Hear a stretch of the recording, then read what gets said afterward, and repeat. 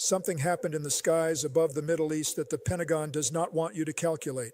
Israel's F-35s, the most expensive combat aircraft ever built, flew into an active war zone and came back without hitting a single intended target.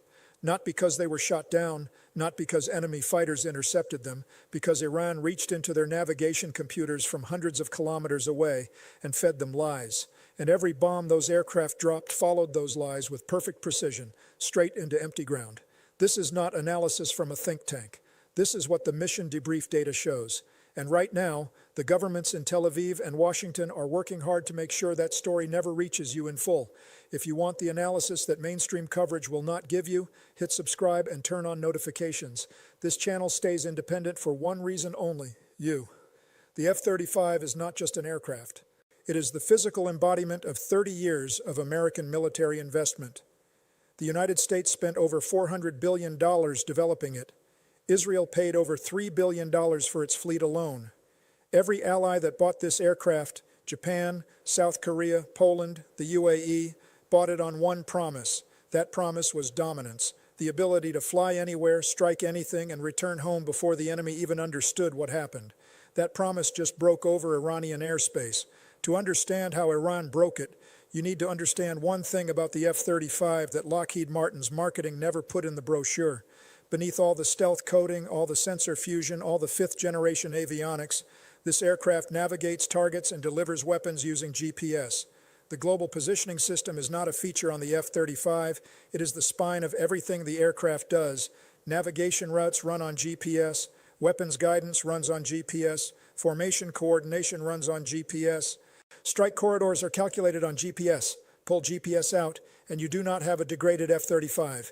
You have a $100 million aircraft whose pilot cannot fully trust where he is or where his weapons are going. Iran found the spine, and Iran snapped it. The operation Iran executed was not jamming. Jamming is simple. Flood the GPS frequency with noise, alert the aircraft systems, force emergency protocols. Pilots know immediately something is wrong. Iran did something far more dangerous. Iran spoofed. Spoofing means injecting false GPS signals into the receiver with enough precision that the aircraft registers nothing abnormal. Every system aboard continues operating normally. Navigation suite reads clean. Weapons computers calculate cleanly. The pilot sees no warning, no alarm, no indication of any problem. What he does not know is that every coordinate his aircraft is processing has been silently replaced with a carefully constructed lie. Iranian electronic warfare teams deployed a distributed network of mobile spoofing transmitters across western Iran, eastern Syria, and the Bekaa Valley in Lebanon. These platforms created an overlapping zone of corrupted GPS coverage extending deep into the operational airspace where Israeli F-35s were conducting strike missions. The network did not need to destroy anything. It only needed to move the truth by a few hundred meters, consistently, invisibly, and at scale. The results were immediate and catastrophic.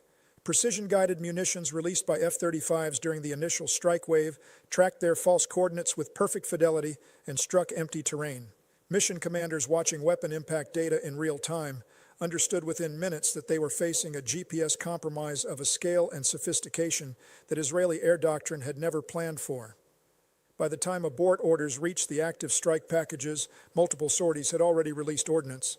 The weapons performed exactly as designed. They just destroyed the wrong ground. Then Iran activated the second phase, broadband GPS jamming across the same geographic zone, now openly alerting Israeli systems to signal denial, forcing Israeli Air Command into an immediate choice: continue operations using degraded inertial navigation with sharply reduced accuracy, or stand down and absorb the cost. The answer from Israeli command was stand down. F-35 sorties were curtailed. Strike missions were postponed. The aircraft that the IDF has treated as the guarantor of its regional air dominance was pulled back from the operational zone, where its GPS dependency made it a liability rather than an asset. Israel's Air Force did not lose aircraft that night. It lost something harder to replace. It lost certainty. Before we go further, Embassy, if this is reaching you in full clarity and you want more analysis like this, share this video right now. Someone in your network needs to see this. Understanding how Iran built this capability means confronting a decade of deliberate Western intelligence failure. The assumption held firmly across American, Israeli, and European threat assessments was simple and comfortable. A nation under comprehensive sanctions, denied Western microelectronics, cut off from international defense supply chains, cannot develop electronic warfare systems that threaten fifth-generation aircraft. That assumption had one catastrophic flaw. It confused economic pressure with intellectual limitation. Iran was poor in dollars. It was not poor in engineers. The foundation of Iran's GPS denial program was handed to them in 2011. That year, Iranian forces captured an American RQ-170 Sentinel reconnaissance drone nearly intact. The United States initially claimed it malfunctioned. The truth was simpler and more alarming. Iranian engineers had executed a GPS spoofing attack that convinced the drone's navigation system it was approaching its home base in Afghanistan. It landed itself gently inside Iranian territory, while American operators watched the telemetry and could not understand what was happening. That single aircraft gave Iranian reverse engineering teams direct access to American GPS receiver architecture, the signal processing logic, the authentication thresholds, the exact fidelity levels that military GPS systems use to decide whether an incoming signal is real. What Iranian engineers learned from that drone became the blueprint for everything that followed. Over the next decade, the IRGC's Electronic Warfare Command built what defense analysts now describe as a layered GPS denial architecture, mobile, distributed, redundant, and specifically engineered against the authentication protocols used in American and Israeli military systems. Iran navigated this entire operation using Russian GLONASS and Chinese Beidou satellite positioning. While Israeli F-35s flew through a bubble of false coordinates, Iranian targeting and positioning systems operated with full accuracy. The asymmetry on an active battlefield is almost impossible to state calmly. Iran was seeing clearly while Israel was flying blind, and Iran had built that asymmetry deliberately, patiently, and over years, specifically because it understood that the only way to fight the most expensive air force on Earth was to attack what that air force trusted most. The immediate consequences for Israel's military position are severe and not temporary. Israel's entire warfighting doctrine is built on one foundational requirement: speed. A small nation with no strategic depth, a concentrated civilian population, and adversaries on multiple borders cannot fight long wars of attrition. Every conflict must end quickly, decisively, and on terms that restore deterrence before the next round begins. The instrument that makes this possible is air power. Israel's Air Force is not just a military branch. It is the mechanism by which a nation of 9 million people projects force across a region of 400 million. For that mechanism to work, Israel's aircraft must strike with confidence. When they cannot, when pilots cannot trust their navigation, when weapons cannot trust their guidance, when mission commanders cannot trust their debrief data, the entire rapid, decisive warfare architecture that has protected Israel for 70 years begins to fail. Iran did not just degrade Israeli air power operationally that night. Iran attacked the doctrine that Israeli air power is built on. The political pressure this creates inside Israel is immediate and compounding. Israeli society has been conditioned by decades of IDF performance to expect precise, rapid military results. When air missions are aborted, when strike packages return without achieving objectives, when the morning news cannot report successful operations against enemy infrastructure, the Israeli War Cabinet faces public and political pressure that military degradation alone does not explain. Hezbollah's rocket campaigns from Lebanon continue without the precise Israeli air interdiction that would normally suppress them within days. Iranian-supplied precision missiles continue reaching Israeli territory. The tools Hezbollah uses are inertial-guided and terrain-matched, specifically because Iranian weapons designers anticipated navigation warfare and built their export weapons to function inside exactly this kind of GPS-denied environment. Israel is absorbing fire from weapons that do not need GPS, while its primary response tool is grounded by an adversary that attacked its GPS. That is not a coincidence. That is a strategy Iran has been building toward for 15 years. Washington's nightmare is not the immediate tactical situation over Israeli airspace.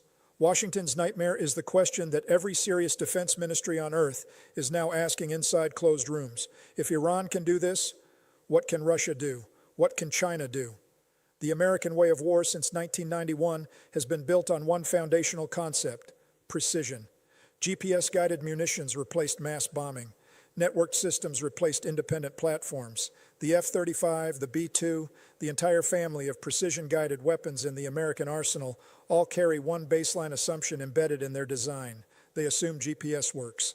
Mission planning software assumes GPS. Joint Terminal Attack Controller communications assume GPS. The integrated joint warfare architecture that makes American military power lethal across every theater assumes that the positioning data flowing through every system is trustworthy. Iran just proved that assumption is not guaranteed, not theoretically, operationally, against the most advanced aircraft the United States has ever exported to an ally, in an active combat environment, with results that forced a mission stand down. Russia has been developing GPS denial capability for years. The evidence from Ukraine shows Russian electronic warfare teams routinely degrading GPS accuracy for Ukrainian drone and precision weapons operations. China's electronic warfare investment is arguably more sophisticated than Iran's and has been sustained at a scale that Tehran could never match. North Korea has demonstrated GPS jamming capability that has affected civilian aviation in South Korea on multiple occasions. The answer to the question of who else can execute GPS denial operations against American forces is not reassuring. It is multiple adversaries across multiple theaters with varying but consistently growing capability. The Pentagon's response has been the institutional default. Acknowledgement in classified briefings, silence in public. The silence is understandable. Publicly acknowledging that Iran has developed GPS denial capability sufficient to disrupt F-35 strike operations would force every nation that purchased American fifth-generation aircraft to ask what exactly they paid for.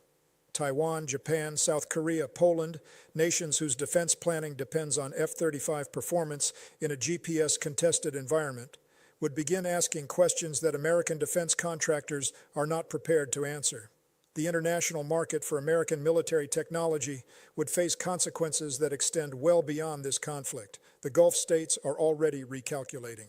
Saudi Arabia, the UAE, and Qatar have spent decades building military capacity around American platforms and American technological guarantees. The Iranian demonstration is forcing a reassessment in Riyadh and Abu Dhabi of whether those investments provide the security that was implicit in the procurement decisions. Back-channel communications between Gulf capitals and Tehran that have been running at low intensity for months are reportedly intensifying. Gulf leaders are watching a regional power shift that Iran appears to be winning not through superior aircraft or superior missiles, but through superior understanding of where the modern battlefield is actually being fought.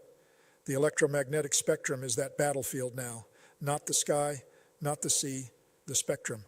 Whoever controls it, whoever can use it freely while denying it to an adversary, holds the initiative in any modern conflict. Iran just demonstrated that control of the spectrum is not the exclusive property of nations with large defense budgets and advanced manufacturing bases. It requires deep technical knowledge, sophisticated software engineering, and the strategic patience to develop capability across years of iterative testing. All of these are things a sanctioned nation with a strong engineering culture and a clear strategic objective can build. Iran built them. The F-35s will fly again. Emergency anti-jam receiver upgrades are being accelerated. Alternative navigation protocols using inertial systems and terrain-referenced positioning are being pushed to operational Israeli squadrons. Some of this will restore partial effectiveness in the near term. But partial is not full. And the Israeli Air Force now knows, and knows that Iran knows, that its GPS dependency is an exploitable operational vulnerability. Every mission profile built around GPS-guided precision delivery now requires reassessment. Every strike package that uses GPS waypoint navigation needs alternative protocols. This is not a revision at the margins. It is a comprehensive rethinking of how the Israeli Air Force fights. That rethinking takes months. Hezbollah is not pausing for months. What Iran wrote last night is not a footnote to this conflict. It is a manual, and it is already being read in Moscow, in Beijing, in Pyongyang, in every capital where a government is trying to understand how to defend itself against an adversary that outspends it by a factor of 10. The lesson is not complicated. Find the dependency. Attack the dependency. The most expensive military machine in history will malfunction. The F-35 that flew blind above the Middle East is a symbol of something larger than one aborted mission.